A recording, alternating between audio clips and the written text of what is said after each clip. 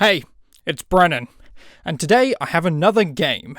This is one of the most influential pieces of horror, one of the most influential space horror pieces of media, and one of the most influential horror games of the past 20 years. Today, I bring you my analysis of Dead Space, the remake. So this video will work pretty similar to my other videos, where first I'll break down the story, and then I will get into my analysis from a movie perspective, and then my analysis from a gameplay perspective. My story breakdown for Dead Space may be a bit shorter than my other videos, because Dead Space is actually relatively light on the story. Most of it is shown through video calls that happen in real time in the game, or in video logs or text logs that you find throughout. There's only really a few cutscenes within the game, enough that I can probably count them on one hand. Oh, and before I get into the story, there's a spoiler warning, obviously, because I'm going to be talking about a lot of the story. So, without further ado, let's get started. We start the story off with Isaac, on a ship with a crew heading towards the USG Ishimura. They explain that the USG Ishimura is a planet cracker ship, and this means that it is essentially a giant mining ship that cracks a planet and takes all of its resources. It's an extremely large and extremely expensive endeavour, and Isaac's crew are heading there as more support for the ship. In Isaac's crew are Isaac, an engineer, Johnston, the pilot of their ship, the two security officers, Chen and Hammond, and the computer expert, Kendra Daniels. Isaac has been watching a video recording of his wife, Nicole, and he speaks a little bit with Kendra about Nicole, but we don't learn too much here. As the crew are approaching the USG Ishimura, something suddenly goes wrong. Things start malfunctioning on the ship, and the ship crashes into the docking bay of the USG Ishimura. Johnston, the pilot, hurts her ankle in the crash, so she decides to stay with the ship while the others go and explore. Things are very empty. There's no one around, and it's very strange. They come into reception, and no one's there. And then they head into the waiting room, and once again, nothing's there, and the doors are locked. The team send Isaac behind the desk to try and unlock the doors and figure out what's going on. Isaac finds that there's massive damage to the USG Ishimura, and the crew realise that there's no one fixing or dealing with any of the issues on the ship. And then that's when they are suddenly ambushed by necromorphs. Humanoid creatures with elongated limbs, exposed bits of flesh, and blades protruding from their hands. Chen is immediately killed by one of the necromorphs, and Isaac is split up from Kendra Daniels and Hammond. After escaping as Isaac, and picking up the handy plasma cutter along the way, we then semi-reunite with Kendra Daniels and Hammond, but they are separated by the main tram station that also links to all the others. Isaac is in the tram station control room and is able to get the tram working again, and then this is where we get into proper gameplay. Daniels and Hammond agree to head to the bridge and wait in a safe room and help Isaac from afar, while Isaac explores the ship and tries to figure out what's going on. And from here, this is where events start getting a bit more scattered and broken up by gameplay, and most of the story is told to us through either video logs or very sharp, quick events that happen throughout the game. So I'll try and give them to you in chronological order. Isaac tries to head back to the ship, and Johnston is killed in an explosion caused by more necromorphs. Isaac heads to medical and finds that Nicole was investigating something. Nicole was investigating a series of medical malpractices done by Dr. Mercer. When visiting the bridge, Isaac talks to Hammond, and Hammond has trapped Chen after he is turned into a necromorph. Hammond then jettisons out Chen in an escape pod. This comes back in a major way later on. We find a video log showing that another doctor on the ship, Dr. Kine, was arguing with other members of the ship, and that he ended up killing the captain in one of these arguments. Through other hologram recordings done by Nicole Brennan, yes, same name as me, we find that unitology has a large part to play in all of this. We also find out that Isaac's parents were part of the unitology church. Now, this is the first time I've brought up unitology, and I think it's important that I explain what unitology is, so that the rest of this will make sense. Unitology is a cult-like church that was developed on Earth. Unitology was formed around the discovery of an alien artifact discovered on Earth. This alien artifact was so powerful that it was able to sway the minds of people into worshipping it. That's enough of an explanation for you to understand the basics of unitology. However, it will come in much bigger later on in the story. One of the discoveries that we make as Isaac is that Dr. Mercer was creating something by experimenting illegally on one of the crew of the USG Ishimura. He was creating a large creature called the Hunter that repeatedly hunts down Isaac throughout the game. After exploring more, we then come to hydroponics. This is where we meet the scientist Elizabeth Cross. Elizabeth Cross is looking for Jacob Temple. I assume it's her partner, but they don't make it exactly clear. Elizabeth Cross is very desperate because all of her team members have been mutated by the necromorphs. And there is a very large necromorph-style mutation that is happening within hydroponics. It has formed into a large creature which they call the Leviathan. After defeating the Leviathan, Isaac then heads to mining, because there, Jacob Temple was creating an SOS beacon. While in mining, Hammond is crawling through the vents to find out what's going on in the cargo hold of the ship. It turns out there are surviving unitologists who are bringing the marker through the ship. Now you might wonder, how was the marker here? Well, we'll get to that explanation in a bit. Seeing this on video immediately causes severe headaches for Daniels, Hammond, and Isaac. And then after this, things get extra strange. For the first time in the game, Isaac sees Nicole in mining. This is incredible. But she's acting a little strange, and she decides to split from Isaac and they'll meet up later. After jettisoning out the beacon, Isaac then has to rush to communications, because they need to warn the USM Valor. The USM Valor has picked up the escape pod that Hammond jettisoned out earlier, with Necromorph Chen on it. In communications, the Leviathan is still there. After being sucked out of the airlock earlier by the vacuum of space, the Leviathan then attached itself to the communications hub. After finally defeating the Leviathan, the USM Valor crashes into the USG Ishimura. Isaac and Hammond decide to go onto the ship to see if there's any survivors of the necromorphs and to grab the Singularity Core. They can use this Singularity Core to escape on another ship that is on the USG Ishimura. On the USM Valor, Isaac and Hammond discover that they had nuclear weapons, and it appears that they were looking to destroy the USG Ishimura, not save it. When they finally reach the Singularity Core, Hammond is then ambushed by Chen as a necromorph. Hammond, however, still sees the Chen in the necromorph, and unfortunately hesitates, which causes him to be stabbed and then rush them both into the Singularity Core, killing them in an absolute bloodstorm. Isaac grabs the Singularity Core and the USM Valor explodes. Having got the Singularity Core, Isaac heads to the ship so that Nicole, Kendra Daniels, Isaac, and now Dr. Kyne can all escape together.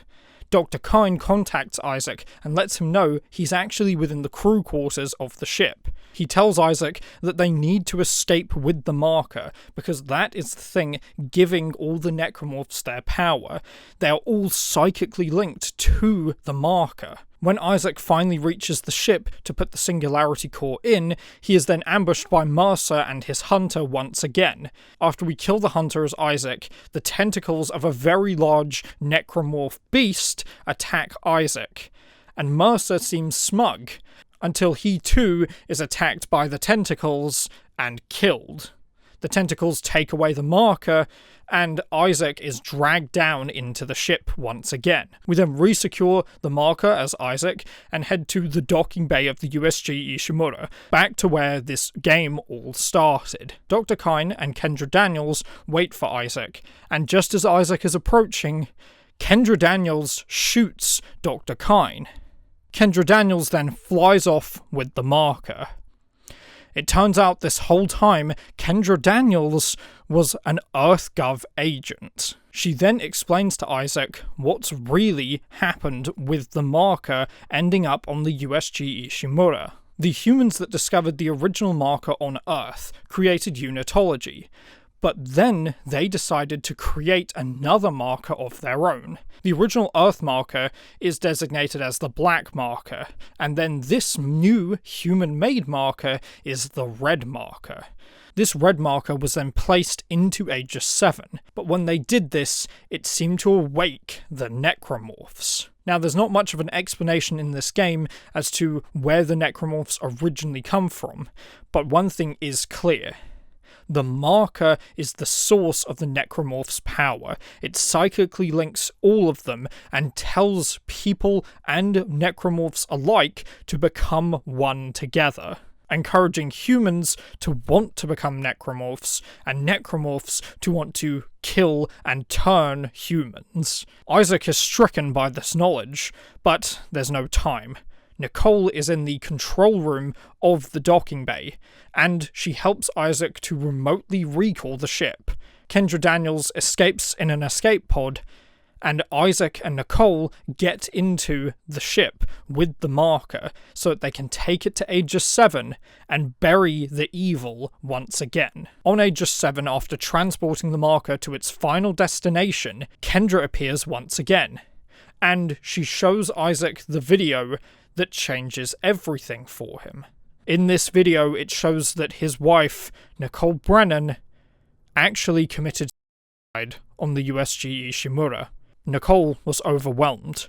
She'd been investigating Dr. Mercer, and no one would believe her about his illegal experiments. Isaac's mother, who Nicole had helped to turn away from unitology, inexplicably killed herself and Isaac's father, and then Isaac alienated himself from Nicole, and so now Nicole, being stuck on the USG Ishimura, alone with seemingly no way out, she committed. So, who is the Nicole that Isaac has been walking around with? Well, it's actually Elizabeth Cross.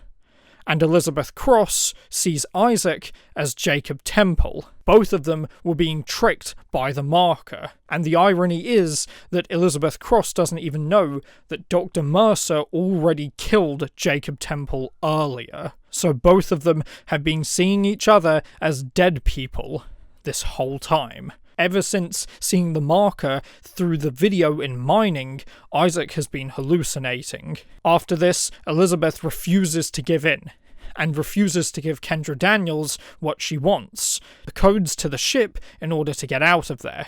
So, Kendra kills her, and then takes what she needs. Isaac heads back to the ship, where he confronts Kendra, but they are both attacked by the tentacles of a very large beast. This beast kills Kendra Daniels, and after defeating it as the final boss of the game, Isaac manages to escape, the only survivor of the USG Ishimura and everything to do with it. As Isaac watches back the video of Nicole one last time, he sits solemnly in his seat, floating through space. Before he is then jumped by a hallucination of Nicole. It's a pretty insane ending for a very solid and very amazing game. So now I want to get into the analysis portion. Like I said, the movie-style analysis portion is going to be relatively shorter because the story of this game is relatively shorter, and there's not really very many cutscenes. In general, camera work in this game is controlled by the player, and you remain in real time through most of the game. So, in terms of the story elements of the game that make it very interesting, there's quite a few. For example, the adherence to Chekhov's gun. Now, I bring this up in just about every single video, but Chekhov's gun is the concept that you don't show something unless you're going to use it. And that pairs very nicely with the show, don't tell premise. In general, this game tends to adhere to both of them, and we can see that numerous times. For example, they bring in Elizabeth Cross as a character because she ultimately serves a very important purpose in tricking Isaac at the end. When Hammond jettisons Chen in an escape pod, it seems like that's him acknowledging that Chen is gone, although it's very clear that Hammond still sees Chen within the necromorph, both of which play a part later on, ultimately leading to Hammond's death. Obviously, the biggest sort of adherence to Chekhov's gun really is Isaac and Nicole. That whole relationship plays a massive part in the story overall, and Isaac's mother formally being a part of unitology is such an important piece to the story that once again ultimately leads to Nicole's death and leads to Isaac's determination. Now, like I said, through a lot of the game, it's in real time, so there's not really a whole lot of camera angles or anything like that to judge this game by. However, I will say about the visuals. This game is visually stunning. Graphically, it's amazing. The humans are very, very realistic. The gore is very, very realistic. And all the lighting and the environments look absolutely amazing. Now, when you compare this game to the Callisto Protocol, which is the easiest comparison to make, it becomes clear why certain things were said about the Callisto Protocol. Dead Space is very deliberate with making each area pretty distinct. Whilst the hallways will tend to look pretty similar, the actual areas themselves will look very different. For example, when you're in mining, it looks very, very distinctly different from hydroponics, or even the bridge from engineering. They each have their own distinct look, and each of them has their own distinct challenges, gameplay-wise. Like I said, I don't have too much to say about the story, and now we're talking about gameplay, let's get into that. So the gameplay flow of the game is pretty simple overall. We start the game with a bit of story exposition, before we then come to the first tram station area, and the tram stations are very much sort of the through line of the whole game. The thing I find very cool about the tram stations is that it's all real time. When you're travelling on the tram, it's straight from one station to another in real time. You can even see outside of the trams the bits of the ship going by. Now, from the tram stations, you head into each area, and like I said, there's a pretty specific gameplay flow. It tends to be there's a bit of story exposition at the tram, and then you head into an area, and you may get little bits of information as you go through, but for the most part, you're alone. And you scour through the hallways, killing enemies, and figuring out puzzles within each of the areas. You get set an objective, for example, to blow up the blockage in medical, and then you have to go and find the materials. To go and find the 2 components you need to make the bomb, you have to go through this corridor into this little arena room, essentially. It's a very interesting gameplay flow that I really like. It's sort of reminiscent of something almost like Doom, in the way that you go through corridors into arena areas, and then go back through corridors, figure out a puzzle, and then move on. Now let's talk about the most impressive aspect of the game, and what I'd argue is probably 75-80% of the game: the combat. The combat in this game is very heavily reminiscent of Resident Evil 4, and that's no surprise considering Glenn Schofield literally said it was inspired by Resident Evil 4. The key difference between Dead Space and at least the original Resident Evil 4 was free movement by comparison to tank controls. So movement and the environment and the tools at your disposal are very important for playing this game well. The necromorphs are not slow, and so defeating them takes a great amount of skill and a good use of the tools that you're given. So, let's go over the tools that you are given. The first tool we get is a plasma cutter. Then we find the first proper weapon, technically, the pulse rifle. Then the flamethrower. Then the Ripper. The contact beam. The line gun. And the force gun. The only way to kill necromorphs is by removing the limbs, and all of these weapons are very important to master removing the limbs of all the necromorph types that we find in the game. However, there are two other key tools that are massively helpful in helping to fight the necromorphs: the stasis module and the kinesis module. Stasis is a module that allows Isaac to send out a small force field of time-slowing energy. It's sort of like a little time slowdown bubble. This is massively helpful when you have a lot of these very fast necromorphs coming at you. And then we have the kinesis module, which is essentially like electronic telekinesis. It allows you to pick up objects and throw them at the necromorphs. And if you pick up the right object, it's a one-hit kill on almost every single thing. Now, I've spoken about the necromorphs quite a bit, so let's go over the vast array of different enemies that are in this game. First, we have the Slasher, which is just the basic type. It's essentially a human with elongated limbs and two blades protruding from their hands.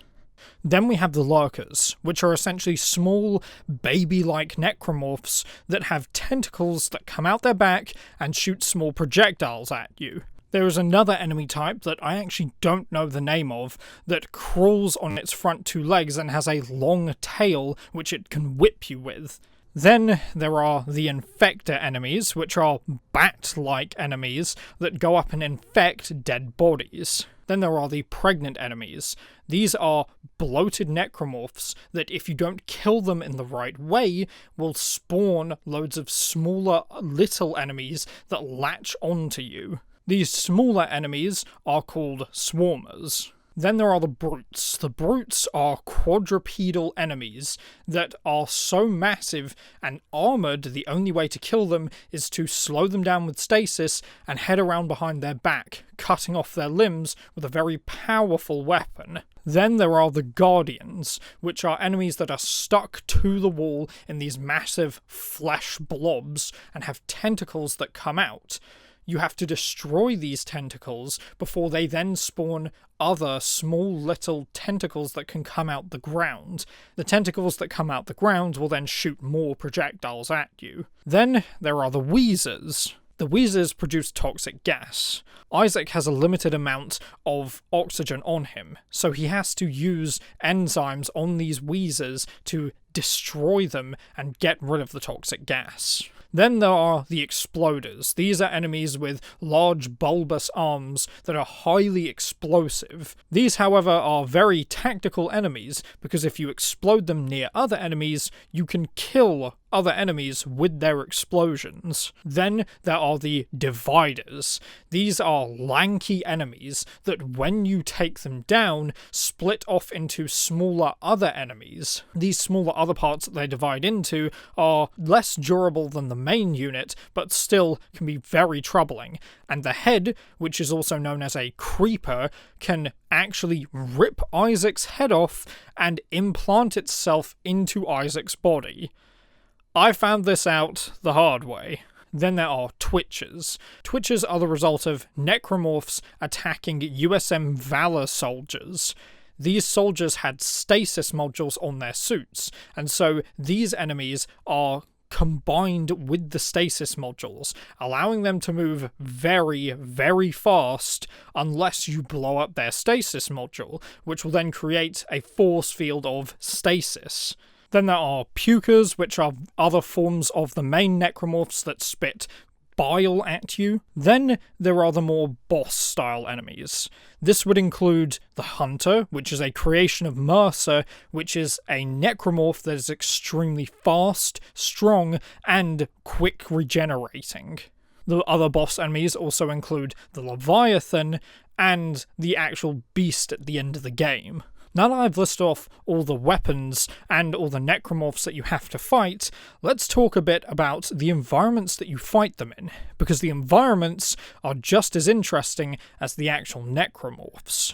So, the main ship of the Ishimura and all its various hallways are very interesting.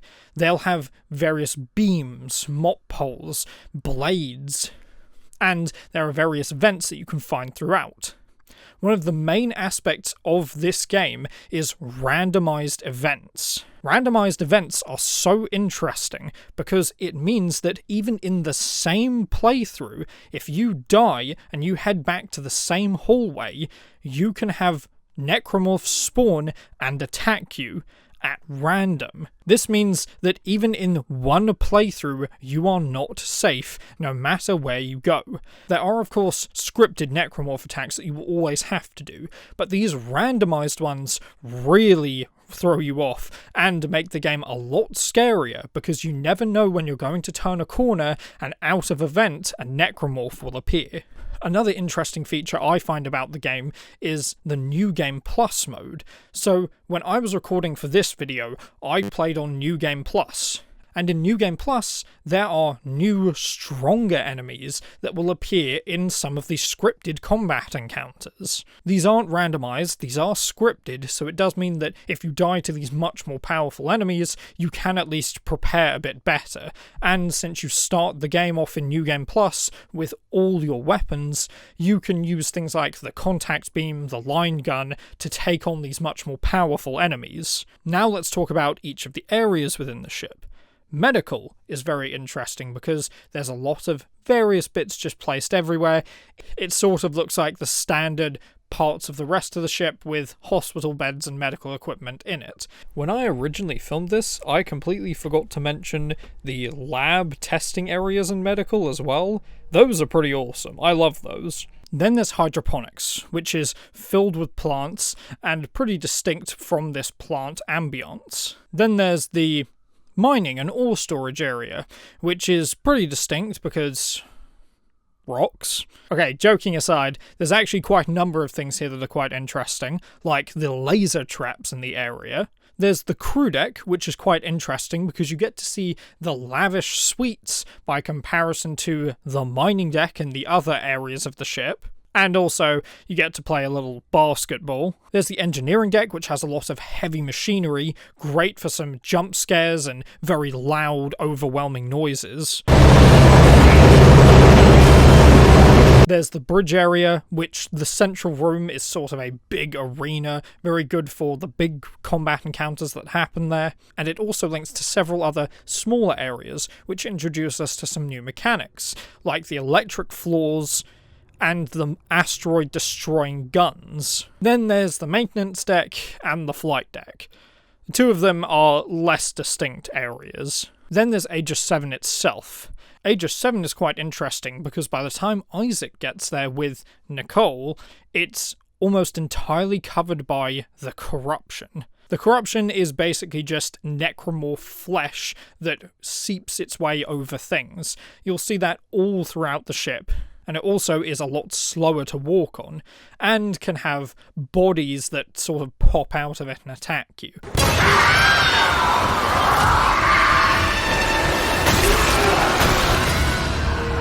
Now let's talk about some of the little systems throughout the game that are quite cool. The shop, for example, is a very good system for that survival horror mechanic. Once again, it's reminiscent of Resident Evil 4 with the merchant. You have to spend your money wisely and use your resources carefully. If there's something that you don't really use, you can just sell it whenever you want. Me, for example, I don't really use the stasis refills a whole lot, so I just sell all of them. There's also a storage part here, and of course, the suit upgrades. The suit upgrade animation is so satisfying to watch, and also the actual suit upgrade looks are pretty cool in this game, especially when you get to New Game Plus, and you get the Valor Soldier look, which is what I use throughout most of my recordings. You can also use the classic suit if that's what you want. Then there's the upgrade bench, with all the various upgrade paths for each of the weapons and the suit itself. To use the upgrade bench, you need power nodes. Power nodes can be found in these specific little storage locker things, and you can also get them from powerful enemies like the Brute. Another one of the game mechanics that I really like about this game is the puzzles, and the focus on puzzles. It's sort of reminiscent of, once again, Resident Evil. Sometimes in Resident Evil, though, you can find it feeling a bit like a fetch quest, and that definitely carries over into Dead Space. And the final little gameplay mechanic and element that I find very interesting is the way that they drip feed you the story. Now, I mentioned earlier how the story is sort of sporadic and spread out throughout the game. You only get it through little video calls, and there's not really a whole lot of actual cutscenes. Now, this does add a pretty scary element. In Resident Evil, when you pick up text logs or anything like that, it will pause the game and put you onto a menu screen. However, with Dead Space, it doesn't do that. When you pick up a text log or a video log, the game is still going. You can walk around, go from room to room, and there are still those random necromorph interactions. This is honestly one of the scariest things about the game. The game is unpredictable. Yes, there are insane environments, there's cult mass suicides in this game, there's entire sections where there are just dead bodies everywhere, a massive room that's just filled with legs for some reason. We see all kinds of horrible things on the ship and on Aegis 7, but the scariest thing, by far, to me at least, is those random encounters, because when the game is so unpredictable and you can die at any moment, every moment counts. And when you pair these random encounters with text logs and video logs that are real time, that makes for a very scary, unpredictable experience. Literally both times I played through this game were vastly different, and every single time I died and reloaded a save, it was vastly different. The way they give you the story in Dead Space is also very, very fascinating and allows you to pick it up at your own pace, including the side missions. The side missions give you more context and allow you to understand things a lot better. Not doing the side missions does kind of change the feel of the ending quite a bit. When I did my first run through, I only did one of the side missions. The side mission that I did gave me a lot of context as to why Nicole made the decisions that she made.